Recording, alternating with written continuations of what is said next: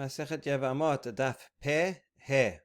We have two topics today. The first one is a continuation of the case of a halal man marrying a bat kohen who's kosher, which we saw yesterday, according to Daf, is permitted. A little bit more discussion about that. Most of the Daf is going to be talking about who deserves a ketubah when there's a prohibited relationship.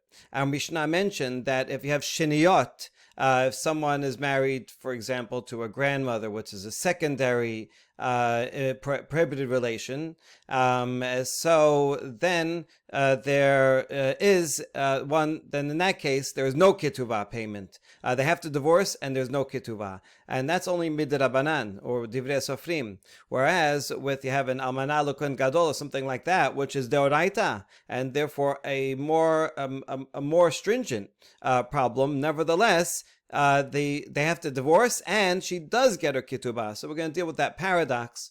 How come in the Rabbanan case, and at least in this Rabbanan case, there is no ketubah payment, but in the Doraita case, there is a ketubah payment. Okay, so we go to the question of the halal kohen marrying a bat kohen.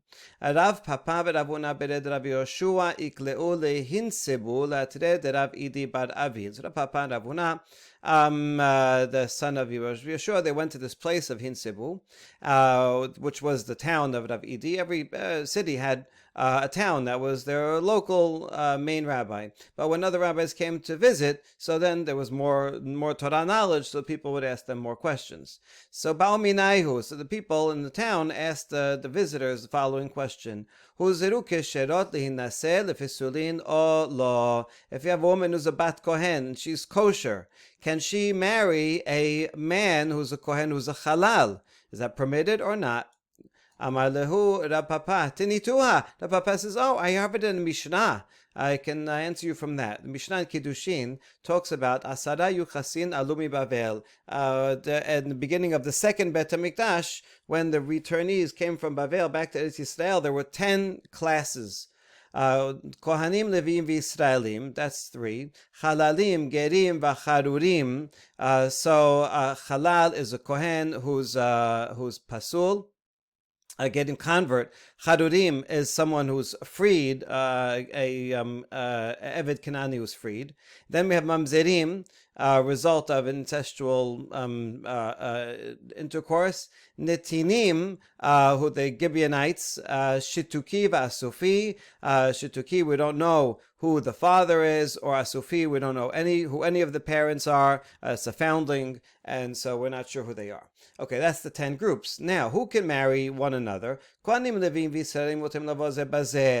3 groups, they're all allowed to marry each other. Interesting, in the Dead Sea Scrolls, they wanted Kohanim only to marry other families of Kohanim. Okay, but not the rabbis. These are all called kasher. They can marry each other. Now, Levim, Yisraelim, Chalalim, Gerim, Charurim, Mutim Lavob Zeh Bazeh. There's an overlap. We're leaving out Kohanim, because Kohanim cannot marry Gerim. But Levi and Yisrael, or a halal, a kohen who's unfit, they can marry converts and freed slaves. Good. Now, overlap again. Gereh Charureh, these, the converts and the freed slaves, they are allowed to marry each other, and also Mamzerim, Netinim, Shituke v'Asufeh. So because we don't know who the parents are, they could be the Safek Mamzerim, and so, but they're all permitted to each other. So that's the end of the Mishnah. What's the proof of the Papa? It doesn't say that there is a permission for a Kohen, for a bat kohen to marry a halal, right? It just says that Kohanim cannot marry, Kohanim can marry Yisrael, but then it says Halalim. Halalim cannot marry Kohanim. So it sounds like it doesn't matter which way, male or female, and whether where she is a Halal and he is a Kohen, that's for sure not allowed. Everyone agrees to that. But the other way around sounds like also it would be prohibited. If he is the halal and she is okay, then sounds like it's not permitted because it's a different class in the marriage groups here. Okay, so that's the proof that it would be prohibited. But the other guests there, Rav Huna was the son of Rav Yoshua, told him, wait a second, there's no proof. Maybe this Mishnah is only listing cases where both he can marry her and she can marry him, right? When it's both ways, then it's giving you the things that are allowed. Otherwise, it's not going to mention them. So, Kohen, but since if he if he's a kohen and he's kosher, if he wanted to marry a halala, it will be prohibited. So that's why it does not mention as permitted any case of anyone who's from a kohen family marrying anyone who's a halal family are not listed. But just because it's not listed doesn't mean it's not okay. Maybe in fact a halal can marry a bat kohen. It's just not mentioning it because it's not reciprocal. Good. So there's no proof from here. So finally,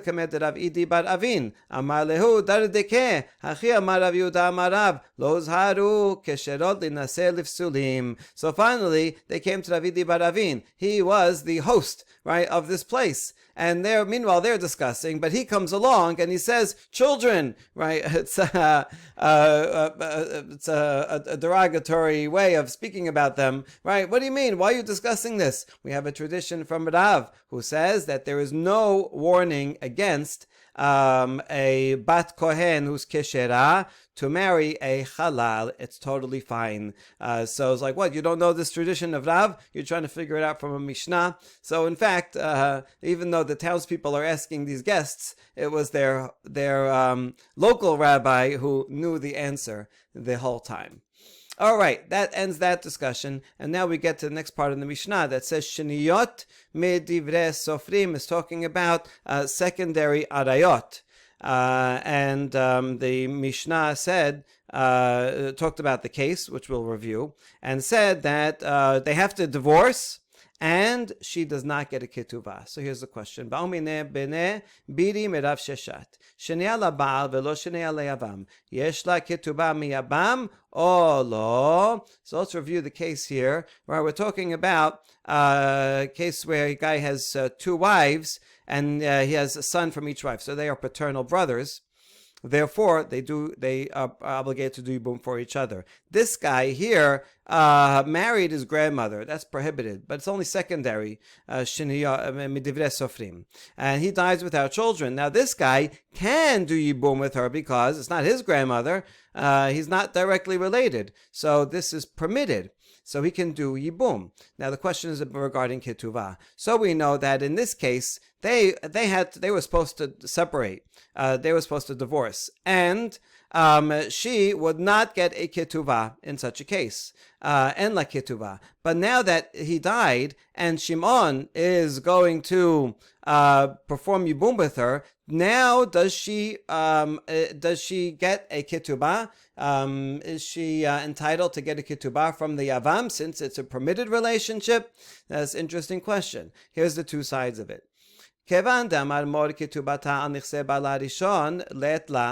one hand, we have a general rule that the Yavam does not have to pay the ketubah himself. He can pay her the ketubah from the property of the deceased husband. He's the one that entered the marriage in the first place and promised the ketubah.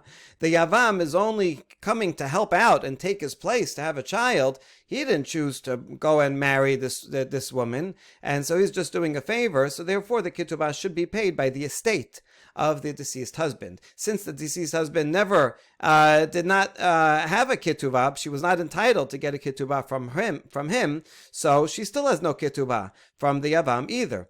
Okay, that makes sense. Or maybe you'll say as follows. What if the deceased husband dies without any money?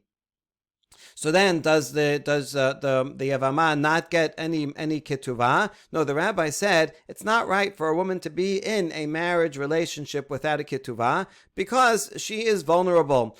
She can be too easily divorced. We want to protect her, strengthen marriage. That's the whole reason why we have a ketubah. So if the deceased husband has no property, then the second husband, meaning the Yavam, who does yibum, has to provide from his own funds a ketubah payment at the end of their marriage.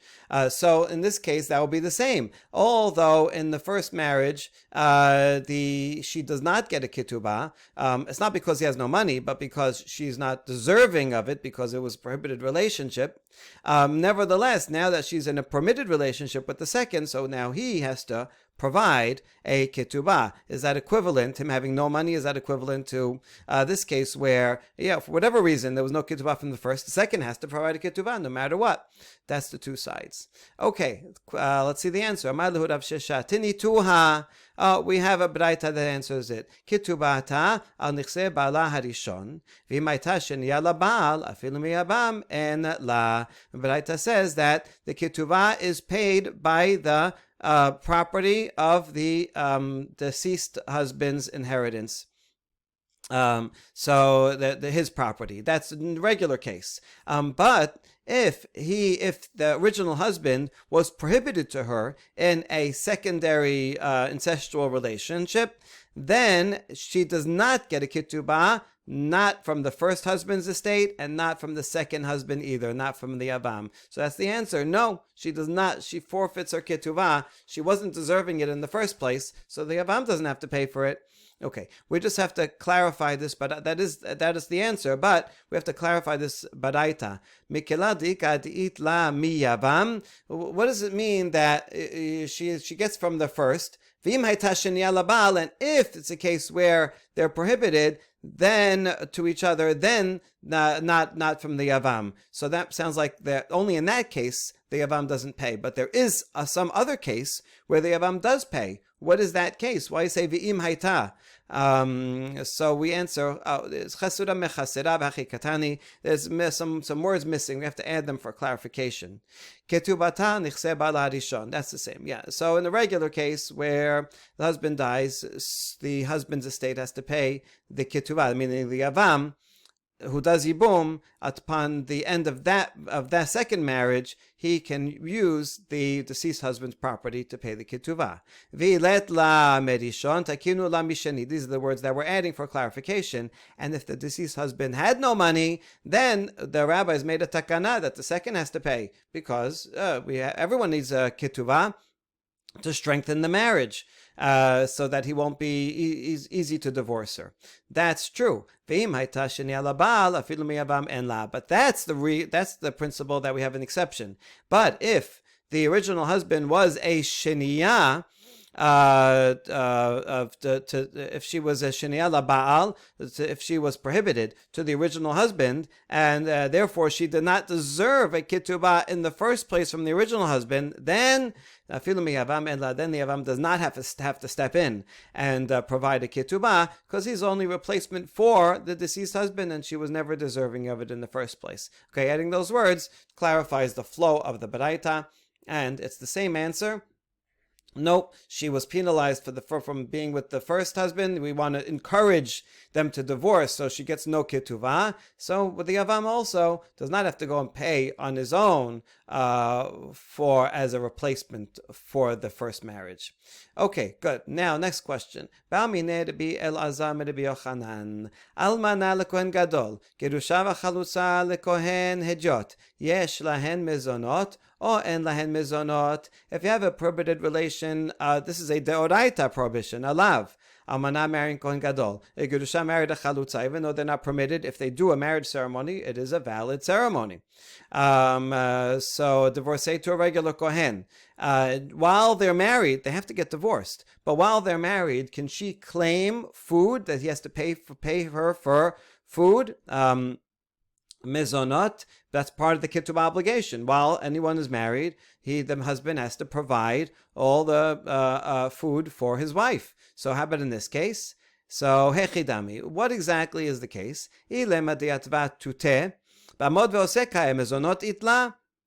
What's the case? If they're actually living together, she is dwelling under his roof, so they have a standing order to get up and divorce her. So she's gonna get sustenance. They're obligated at every moment to separate from each other and to get divorced. So it doesn't make sense that she could come to court and say, "Oh, he didn't give me food." The court will say, "What are you talking about food? You got to leave each other." So if that case, the answer would be no. She cannot claim sustenance. Rather, there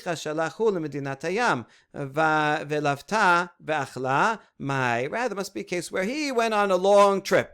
So they're not living together anyway. So there's no bi'ah. They're not actively violating by living together. Now, while he's away, she needs to eat, so she borrows money from a friend, and so that she can eat. And then when he comes back, she says, "Listen, this whole time you were away, we are married, and you have a ketubah that you gave me, so you have to sustain me. I borrowed money. I want you to pay me back." That's the question, because they were separated anyway during that time. So then this question makes sense.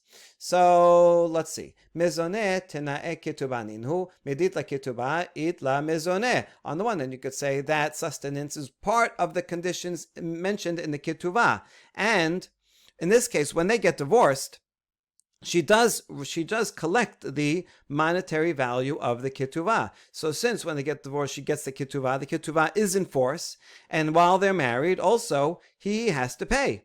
Or dilma ketubah lemishkal umepak itla mezoneh dilma ti akab gabe letla. Or on the other hand, this is good reasoning. The ketubah is there so that she can collect it and leave. If she will leave, then she gets it. The whole point is to encourage her to want to leave the marriage. So we say, you know what, you can get the ketubah, right? And that way she'll have an incentive to get out of this prohibited marriage. So that's why we pay her the ketubah. But if we allow her to collect sustenance, then she's not going to want to leave the marriage. I'm getting free food this whole time. I'll stay in a little longer.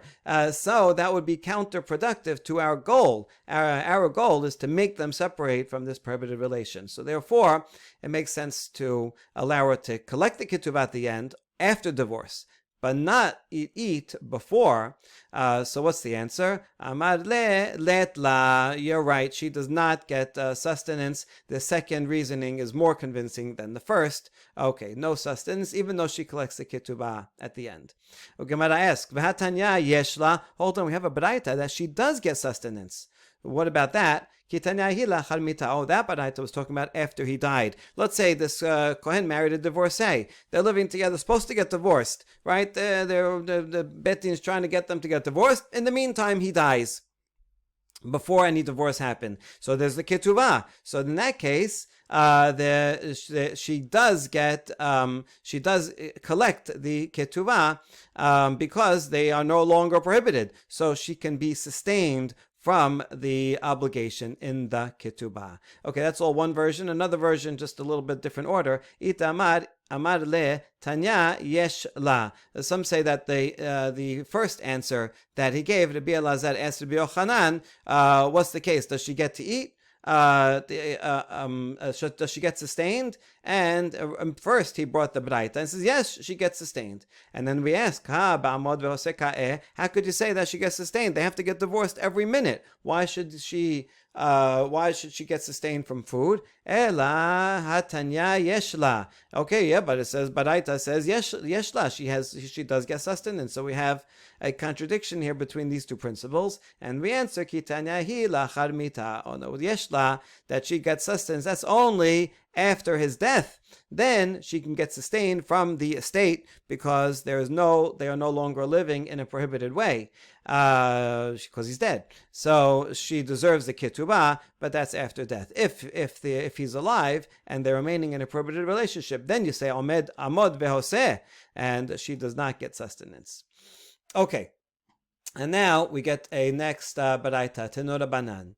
Almana lekohen gadol, gerusha v'chalusa lekohen hediot, yesh la ketubah, perot, mizonot, velaot, vehi pesula uvlada pasul, vekofin oto lehotzi. This Braita is going to bring our two cases. This is the paradox that we saw in the Mishnah, and now it's spelled out even more clearly. In the case of these deoraita, lav prohibitions of amnakon gadol or divorcee, or someone who has got chalitza. Remember that someone who received chalitza, called a chalutza, is prohibited from being with a kohen, like a divorcee, although it's only midrabanan. The Torah doesn't say anything about that. So because it's like a gerusha, so the rabbis say she cannot be with a kohen. That's going to come up. Okay, in all these cases, even though it's a prohibited relationship and they have to get divorced, nevertheless, upon divorce, she does deserve a ketubah, and she also can get produce that the husband had used in the meantime. She does, during the marriage, get mizonot. At the end of the marriage, she gets the worn out clothing or their value. She is pisula, meaning she becomes a halala. Their children that they have are also halalim, and the entire time they're married, we force them to leave each other, to divorce. That's case one. Case two, sheniyot midivre sofrim, if someone is married to someone who he is prohibited to as because of incest, but it's a secondary one, like the grandmother case that we saw in the chart. In those cases, they also have to get divorced. But let's see, en la ketubah, upon divorce, she does not get a ketubah. Lo perot, she cannot claim back the fruits that he ate from her property. Lo mizonot velo belaot. She does not get sustained with food. She does not get the worn out clothing. Vehi keshera uvlada kasher. Nevertheless, she is keshera. From then on, she can marry a kohen. The children are just fine. They're not mamzerim. It's only a secondary midrabanan erva, so that does not could create mamzerut, at least not on a doraita level. Vechofin oto leotzi. In both cases, the Bet Din will force them to divorce each other. Good. So that's the two cases. Now the question: Amar Rabbi Shimon ben Elazar, mipnei ma amru almana lekohen gadol yesh la ketubah, mipnei shu pasul vehi pesula, v'chol makom shu pasul vehi pesula, kansu oto ketubah. Why, in the first case, where almanakon gadol, that's a deoraita prohibition, we say there is a ketubah? And the answer is because he is pasul, the kohen, while he's married to a divorcee, he cannot, for example, serve in the Bet HaMikdash. Pasul. And she is a halala, and their children will be problems, will be halalim. So any time that they are living in a prohibited relationship that causes them detriment, so then we say, we penalize him, the man, and we say, you have to divorce her and you have to pay the ketubah. We assume that he's the instigator, he's caused the problem, and he's going to want to get out of the marriage anyway, because this whole time he cannot serve in the Bet HaMikdash, and so because he will want to get out of this prohibited relationship because they have problems while they're married, so he's going to have to pay the ketubah when they leave, as opposed to the second case. But if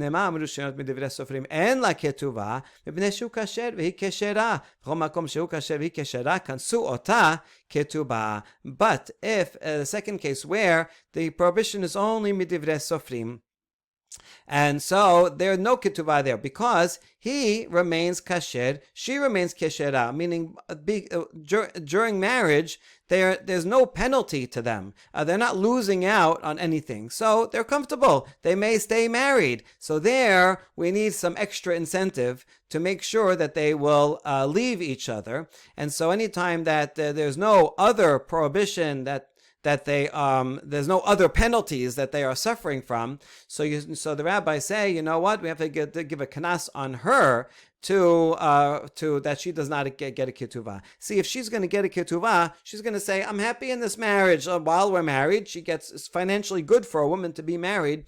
She gets free food and shelter and clothing and everything, and she gets a ketubah at the end. That's her retirement plan. Literally, when her husband dies, she gets a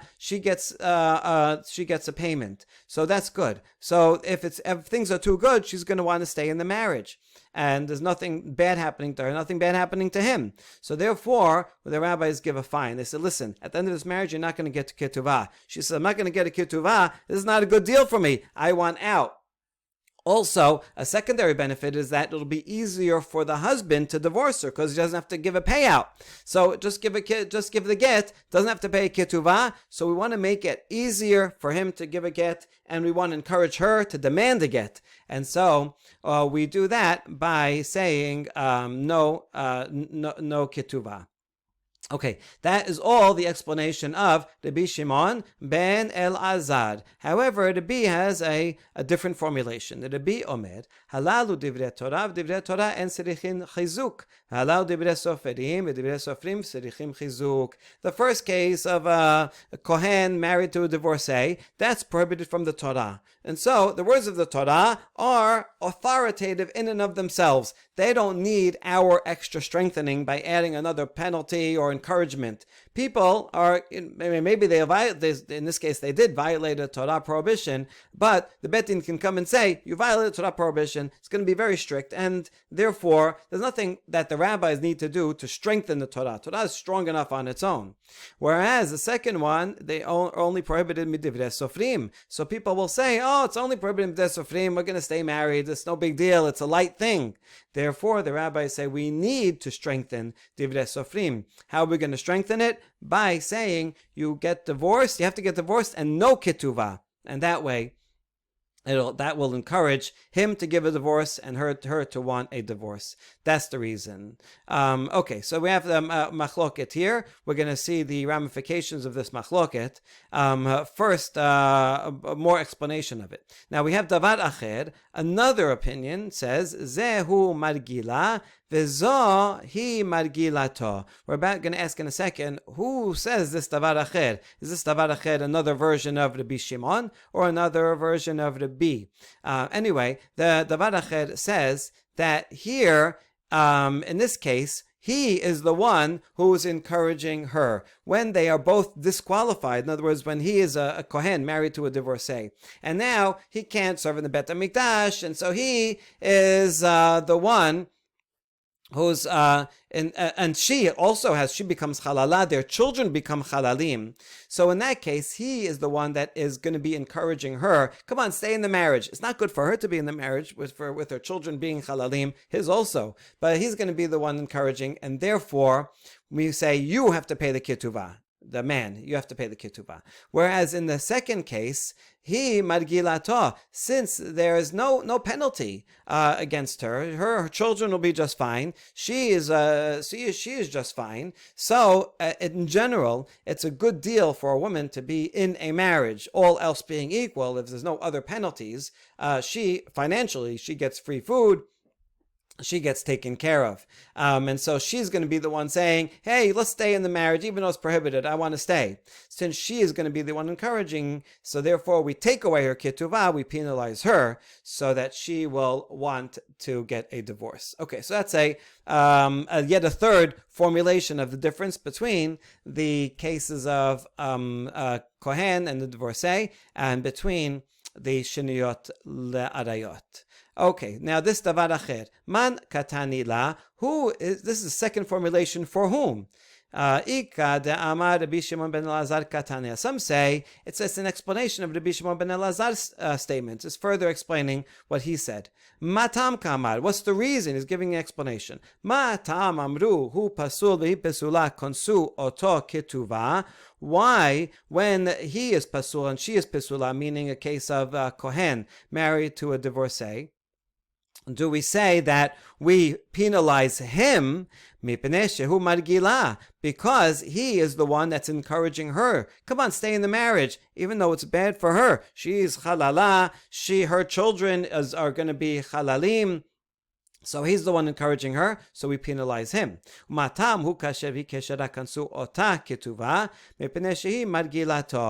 the reason why, when they are kosher, when the marriage is only a shiniyot, is only midivrei sofrim, and he remains a kosher Kohen and she remains kosher for anything, how come there we penalize her by refusing that by saying that her ketubah does not get paid, because in that case she is the one encouraging him to remain in the marriage because it's good for her, and she has no loss from it. So that's why we penalize her. Okay, so in other words, it's not a different explanation. Davar Acher is simply explaining Rabbi Shimon.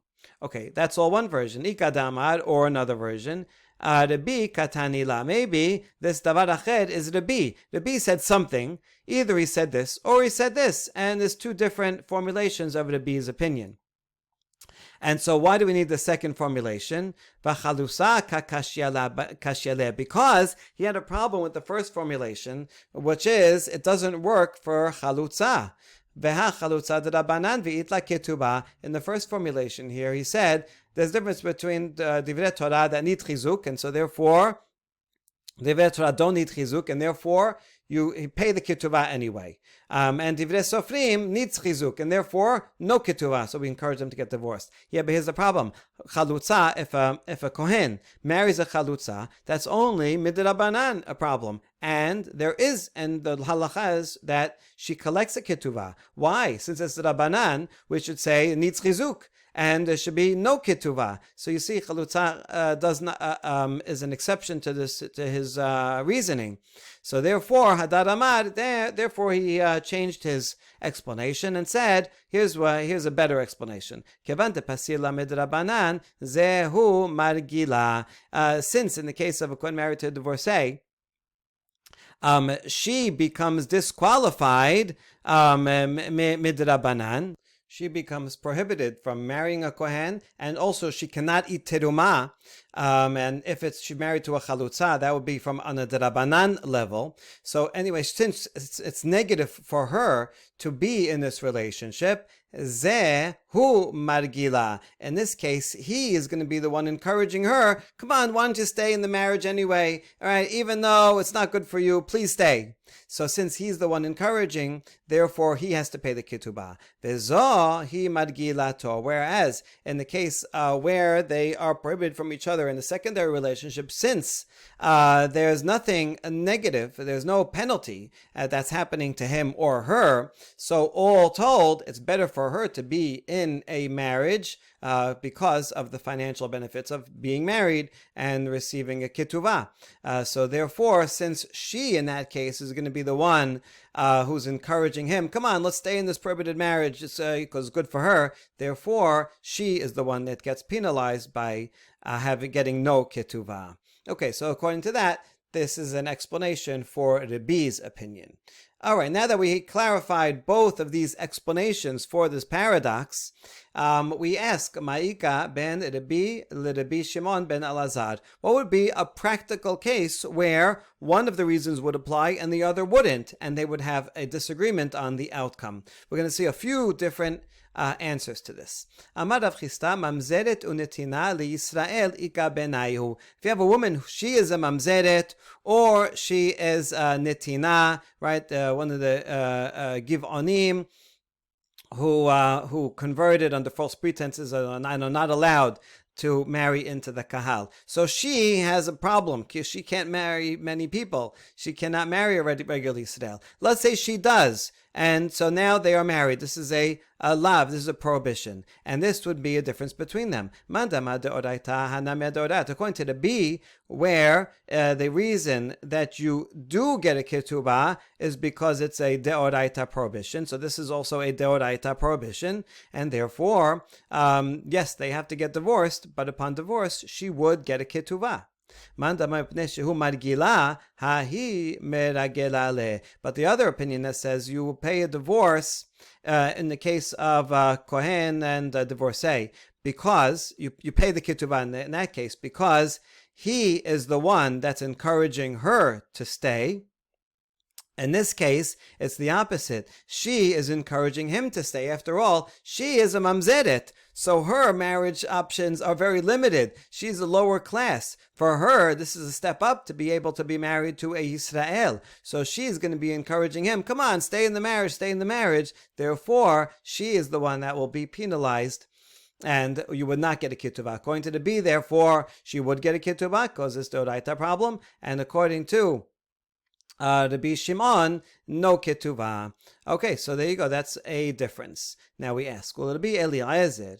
Damad hadeze eved umamzer. Ha lo meragela le velo midi. Now, in what way would she be encouraging him to marry? Number one, yes, it is going in class up. On the other hand, her children are going to be a problem because these children are still mamzerim, right? Because according to the majority opinion, if a Yisrael is married to a mamzeret, the children follow the mamzeret. The worst case. So the children are going to still be mamzerim. So therefore, wouldn't that be a reason for her to get out because the children are mamzerim? Now for her, no matter who she marries, the kids are going to be mamzerim.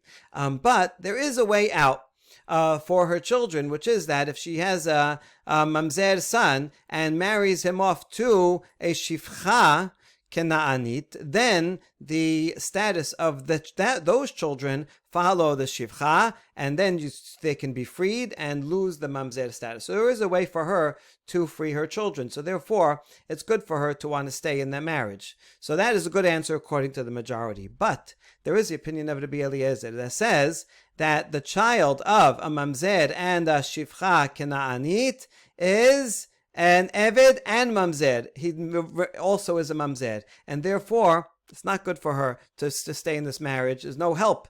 Because there's no way for her kids to get out. So she's not going to want to have children, and she's not going to want to remain in this marriage. So she's not going to want to remain in that marriage, and therefore, even according to the B. Eliezer, you would not make her forfeit the Ketubah, even according to the B. Elazar, B'Rabbi Shimon, you would not make her force her to renounce her ketubah. We therefore offer another answer that will hopefully be acceptable by everyone, even by the Eliezer. So Ela Amar Rav Yosef, Machzik Gerushato Misheniset Ika Benaihu. Here you have a case of someone who's married, they divorced. She marries a second guy. They divorce. She comes back and remarries the first husband. That is a problem. So mandam deoraita haname deoraita. That's isur lav mideoraita. It's explicit in the Pesukim. So therefore, according to the B, Torah does not need any extra support, so she can receive her ketubah. Mandam mipneshu margila hahi meragila le. And according to the other one who says that you only receive a ketubah when he is the one encouraging, but in this case, she would be encouraging because this prohibited relationship does not affect her or her children. It says isur lav, so her children are not mamzerim, and she goes on living just fine, and therefore she would want to stay in the marriage because she is instigating to stay in the marriage. It's she is the one that deserves to be penalized to encourage her to leave. So that would be a second answer. Now we challenge this one too. It's good according to most opinions. But according to Rabbi Akiva, a sur lav does produce a mamzer. Is a sur lav, so the kids will be mamzerim. So she's not going to want to stay in such a marriage where her kids are going to be mamzerim. She'd much rather leave and marry someone else altogether, where her children could be fine. So she's not encouraging him to stay in. So that would not be a case. Everyone would agree in this case that she should get the ketubah. Rather, if a Kohen Gadol marries a be'ula, this is only violating a misvat aseh. The Kohen Gadol, he has to marry kim betula. So if he has if he's with a be'ula, then let's see. This is a biblical prohibition. So according to the B, biblical prohibitions don't need extra support, so she receives a ketubah. And according to the one who says that you only get a ketubah when he is the one encouraging her, but here she would encourage him because after all, even according to the Rabbi Akiva who says there is a mamzer from a chayav elavin, even Rabbi Akiva does not think that there is a mamzer from an isur aseh. a prohibition that derives from a misvat aseh, which is what a be'olah l'kohen gadol is. And therefore the children are not affected. They're not mamzerim. They're perfectly fine. So she has no problem staying in the marriage. She's going to be the one encouraging him. Come on, let's remain in this prohibited relationship. Come on, Kohen Gadol. So what? All right? And so therefore, since she is the one encouraging, she deserves the fine and lose her ketubah. All right, so that's good according to most opinions. Eliezer ben Yaakov, Damar yesh halal mechayave aseh. But according to Eliezer ben Yaakov, who says that even if it's only an isur aseh, the children will be halalim. According to most opinions, a be'olah l'kohen gadol, though it's prohibited, the children are not halalim. But according to Eliezer ben Yaakov, the children are halalim, so she's not going to want to have kids with him. She's going to much rather say, let me get out of here, go marry someone else. Thereby have children that are just perfectly fine. So therefore she deserves the ketubah. Okay, so we give yet another answer. Ela marav asher machazir safek sotato ika benaihu. Rav Asher is talking about a case where you have someone who suspected his wife of committing adultery and says, you're a sotah, we have to come drink the waters. But she's safek, we don't know what she is. During that time, they're supposed to separate from one another, right?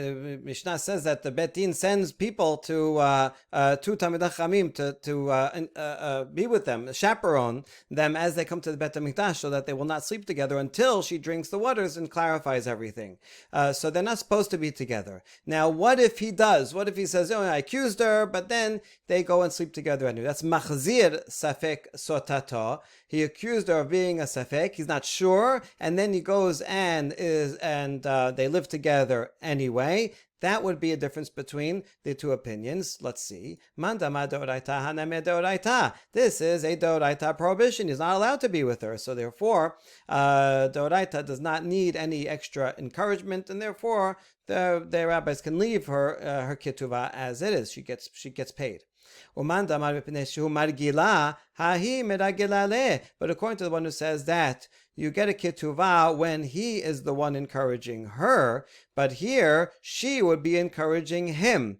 Why? Because she does not lose out anything by remaining in this marriage. Although there's a prohibition, but the children, should they have children, are not mamzerim, and she remains in her previous status. She does not become a halala or a zona by being with them. So she, all things being equal, would prefer to remain in a marriage, even though there's a prohibition, because there are no further penalties or consequences to her. So therefore she is encouraging, she deserves the fine and not get her ketuvah.